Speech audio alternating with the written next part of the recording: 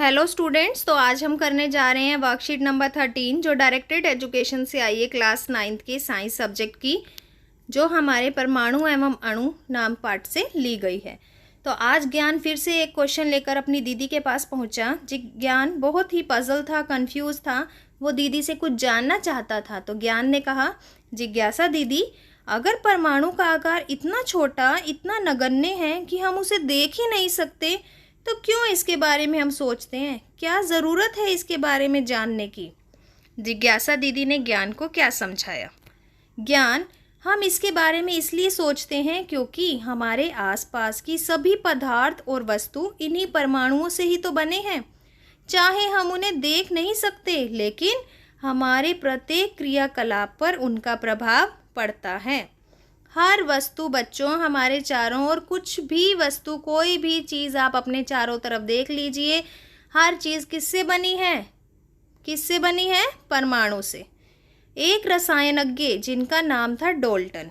अब जिज्ञासा दीदी ज्ञान की जितनी भी कन्फ्यूज़न है उसको ख़त्म करने के लिए मेन थ्योरी तक ले आई हैं, उसको सिद्धांत पूरा समझाएंगी कि डाल्टन नाम का एक रसायनज्ञ था, एक वैज्ञानिक थे डाल्टन नाम के, जिन्होंने हमारे को पदार्थों की प्रकृति के बारे में समझाने के लिए एक सिद्धांत दिया, जिसे बोला जाता है डाल्टन का परमाणु सिद्धांत। उनका जो सिद्धांत था बच्चों, वो रासायनिक संयोजन के नियमों पर काम करता था। रासायनिक संयोजन के नियम हमने पिछले वर्कशीट में पढ़े हैं ना, 2 नियम, वही नियम उन्होंने अपने सिद्धांत पर लागू किए। उनके सिद्धांत के अनुसार सभी पदार्थ, चाहे वो तत्व हैं, यौगिक हैं, मिश्रण हैं, सभी चीज़ें किससे बनती हैं? परमाणु से। तो आइए टाइम वेस्ट ना करते हुए हम सबसे पहले डाल्टन का परमाणु सिद्धांत पढ़ें। नंबर 1, सभी पदार्थ, चाहे वो ठोस है, द्रव है या गैस है, सूक्ष्म कणों से मिलकर बनते हैं, जिन्हें हम परमाणु कहते हैं। तो आप पहली लाइन, इनका पहला सिद्धांत ध्यान से देखिए कि सूक्ष्म कणों को परमाणु कहा जाता है। परमाणु वह सबसे छोटी इकाई है जो रासायनिक अभिक्रिया में भाग लेती है, यानी कि जितनी भी रासायनिक अभिक्रिया हैं उसमें परमाणु भाग लेता है। सबसे छोटी इकाई है उसे परमाणु बोला जाता है। सभी पदार्थ जिससे मिलकर बनते हैं उसे परमाणु बोला जाता है। अर्थात डाल्टन का जो सिद्धांत था वो किस पे है? परमाणु पे। ठीक है। दूसरा देखिए, परमाणु अविभाज्य है। अविभाज्य मतलब कि इसे ना तो आप सृजित कर सकते हैं, कि किसी भी रासायनिक अभिक्रिया में ना तो परमाणु बनेंगे अपने आप से और ना ही उनका विनाश होगा। ठीक है। जितने परमाणु हमारे रासायनिक अभिक्रिया में भाग लेंगे उतने ही हमारे उत्पाद में हमें प्राप्त होंगे।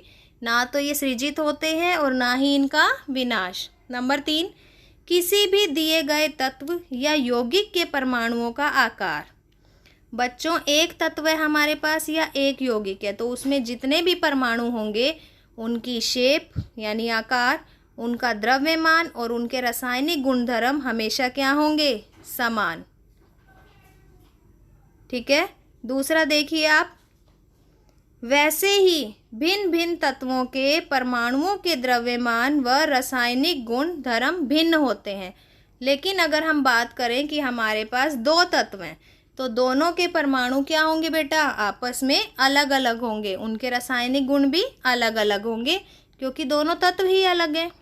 5th नंबर, अलग अलग तत्वों के परमाणु एक पूर्ण संख्या के निश्चित अनुपात में मिलकर ही यौगिक बनाते हैं। ये हम रासायनिक संयोजन के नियम में पढ़ चुके हैं। स्थिर अनुपात का नियम। स्थिर अनुपात का नियम क्या कहता था? कि किसी भी यौगिक को बनाने के लिए तत्व आपस में एक निश्चित अनुपात में जुड़ेंगे। तो वही यहाँ पर डाल्टन हमें समझा रहे हैं। 6th देखिए, किसी भी यौगिक में परमाणुओं की सापेक्ष संख्या और प्रकार निश्चित होते हैं।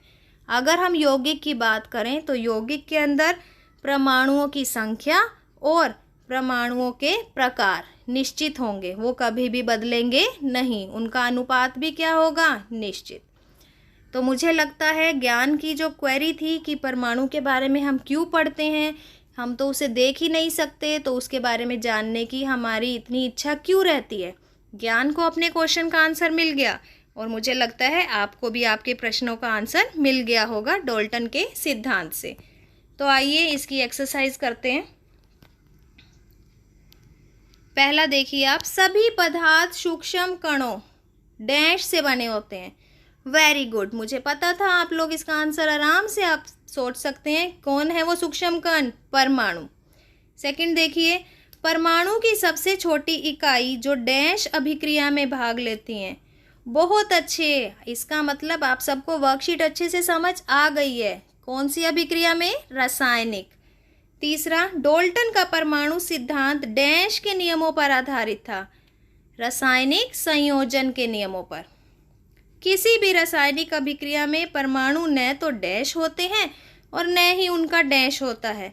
बहुत बढ़िया, ना तो सृजित होते हैं और ना ही उनका विनाश होता है। वेरी गुड बच्चों, आज की वर्कशीट आपने बहुत अच्छे से सुनी है, पता चल रहा है आपके रिस्पॉन्स से। नेक्स्ट देखिए, सेकंड क्वेश्चन है हमारा, डाल्टन के परमाणु सिद्धांत के 3 मुख्य बिंदुओं का उदाहरण सहित वर्णन कीजिए। तो आपको यहाँ डाल्टन के सिद्धांत के 6 मुख्य बिंदु दिए गए हैं, आप किन्हीं भी 3 का वर्णन कर सकते हैं। आशा करती हूँ आज की वर्कशीट आपको अच्छे से समझ आ गई होगी।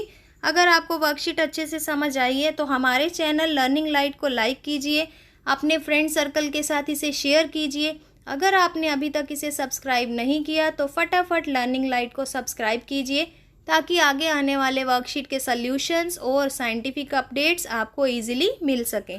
Thank you.